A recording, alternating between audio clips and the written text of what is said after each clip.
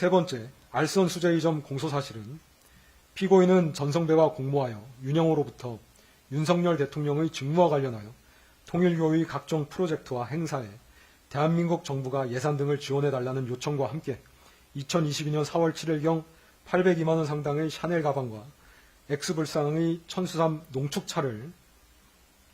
2022년 7월 5일경 1271만 원 상당의 샤넬 가방과 X불상의 천수삼 농축차를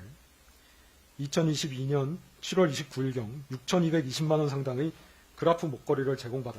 대통령 등 공무원의 직무에 속한 사항의 알선에 관하여 합계 8293만 원 상당의 금품을 수수하였다는 것입니다. 이 부분 공소사실 관련하여 피고인 측은 2022년 4월 7일경 및 같은 해 7월 5일경 샤넬 가방 등을 두 번 수수한 사실은 인정하지만 구체적인 청탁이 없었고 2022년 7월 29일경 목걸이를 수수한 사실이 없으며 가사 청탁이 있었다고 하더라도 청탁 내용과 수수된 금품 사이에는 어느 정도 대가 관계가 존재하여야 되는데 청탁 내용에 비해 수수된 금품의 가액이 너무 적어 대가 관계가 존재한다고 볼 수 없다고 주장합니다. 네, 살펴보겠습니다.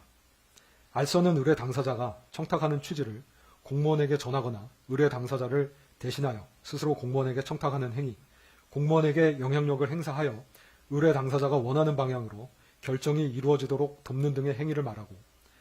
공무원의 직무에 속하는 사항의 알선과 수수한 금품 사이에 대가 관계가 있는지는 해당 알선의 내용, 알선자와 이익 제공자 사이의 친분 관계 여부, 이익의 다과, 이익을 수수한 경위와 시기 등 재반 사정을 종합하여 결정하되 알선과 수수한 금품 사이에 전체적 포괄적으로 대가 관계가 있으면 족합니다. 실제 알선 행위가 있을 것을 요하지 않습니다. 2022년 4월 7일경 802만 원 샤넬 가방 등 수수 관련하여 그 수수 사실은 피고인이 인정하고 있고 이를 보강하는 증거도 있습니다. 그러나 그 직전인 2022년 3월 30일경 피고인이 윤영호에게 대선을 도와줘서 고맙다는 취지로 윤영호는 피고인에게 대통령 당선을 축하한다는 취지로 전화통화를 하였으나 이는 의례적인 표현이고 그 대화 내용 중 청탁이라고 볼 만한 것이 없고 그 시경부터 가방을 수수할 당시까지도 청탁이라고 볼 만한 것이 없어 이를 전제로 하여 알선 명목으로 금품을 받은 것으로 볼 수는 없습니다. 따라서 이 부분은 무죄로 판단됩니다. 2022년 7월 5일경 1271만 원 샤넬 가방 등 수수 관련하여 그 수수 사실을 피고인은 인정하고 있고 이를 보강하는 증거도 있습니다. 다만 2022년 7월 5일경 윤영호가 전성배에게 샤넬 가방 등을 전달할 당시에 명시적으로 청탁 내용을 언급한 것은 없는 것으로 보입니다. 그러나 피고인은 전성배가 2022년 4월 23일경부터 전달하여 준 문자 및 전화 통화를 통하여 통일교 측에서 원하는 것이 UN 제5사무국 유치라는 것과 이를 위하여는 아프리카 국가들의 지지가 필요하고 그 지지를 받기 위하여는 그 국가들에 대한 정부 차원의 지원이 필요하다는 것을 전해 들었던 것으로 보이는 점, 위 가방 수수 이후 2022년 7월 15일경 피고인과 윤영호는 전화통화를 하였는데 전화통화를 하면서 피고인은 윤영호에게 아주 늘 그렇게 해 주셨던 것처럼 좀 힘이 되어 주시면 저희가 여러 가지로 지금 많이 작업을 하고 있어요. 뭐 경제적으로나 문화 여러 가지가 이제 이런 많은 업적들이 이렇게 훼손되지 말아야 되잖아요 라고 말하였는 바 그 의미는 통일교에서 추진하는 일, 업적 관련하여 정부 차원의 경제적인 지원이 필요한데 그러한 경제적 지원을 위해 피고인이 작업, 즉 노력을 하고 있다는 취지로 보이는 점 등을 종합하면 피고인은 7월 5일 가방을 교부받을 당시 통일교의 청탁 내용이 정부 차원의 경제적인 지원과 관련되어 있음을 인식하고 있었고 그러한 경제적 지원을 위해 노력 중이라는 것은 피고인에게 청탁의 실현을 위하여 알선 의사가 있었음을 보여줍니다. 따라서 이러한 인식과 의사 하에 샤넬 가방 등을 교부받은 것은 알선의 명목으로 수수한 것으로 판단됩니다. 다음으로 대가 관계에 관하여 보면 피고인은 2022년 7월경 당시 정부의 모든 부처를 통할하는 대통령의 배우자로 대통령에게 정부 차원의 지원 등에 관하여 이야기할 수 있는 가장 지근거리의 사람이라는 점,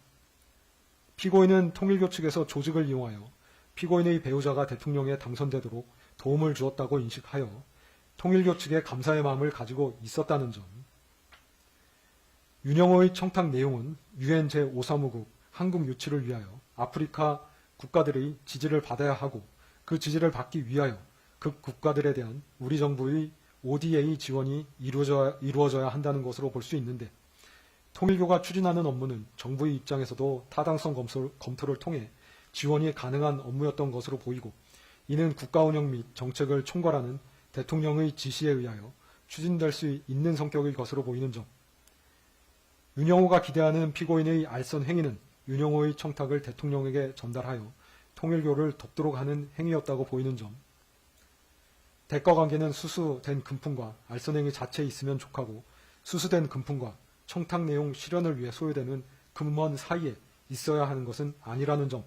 등을 종합하여 보면 위 가방 등의 교부와 알선 사이에 대가관계가 있다고 볼 수 있습니다. 단지 피고인이 받은 금품의 과액과 청탁 실현을 위하여 소요될 비용, 정부의 ODA 지원금 규모 사이에 현격한 차이가 있다는 것은 대가관계를 부정하는 요소가 되지 않습니다. 따라서 이 부분은 유죄로 인정됩니다. 2022년 7월 29일경 6,220만원 목걸이 관련하여 피고인은 목걸이를 수수한 사실이 없다고 주장하나, 윤영호는 전성배에게 피고인에게 전달해 달라면서 목걸이를 교부하였다고 진술하고, 전성배는 자신의 처남을 통해 피고인에게 목걸이를 전달하였다고 진술합니다. 살펴보면 목걸이를 전성배에게 교부한 윤영호가 피고인의 연락처를 알고 있었고 직접 연락을 주고받기도 하였기 때문에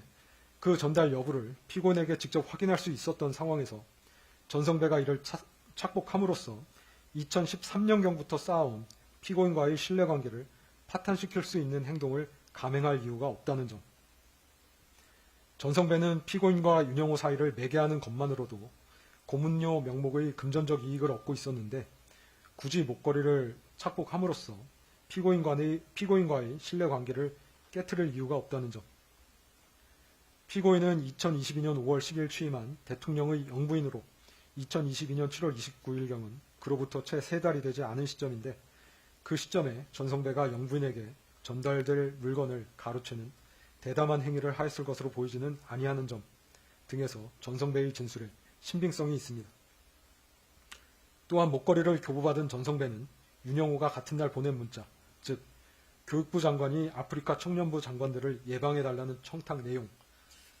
피고인에게 그대로 전달하였기 때문에 피고인이 그 청탁 내용을 인식하면서 그 다음날 전성배로부터 그 처남을 통해 목걸이를 전달받았으므로 이는 청탁에 대한 알선의 대가 및 명목으로 받은 것으로 판단됩니다. 따라서 이 부분도 유죄로 인정됩니다.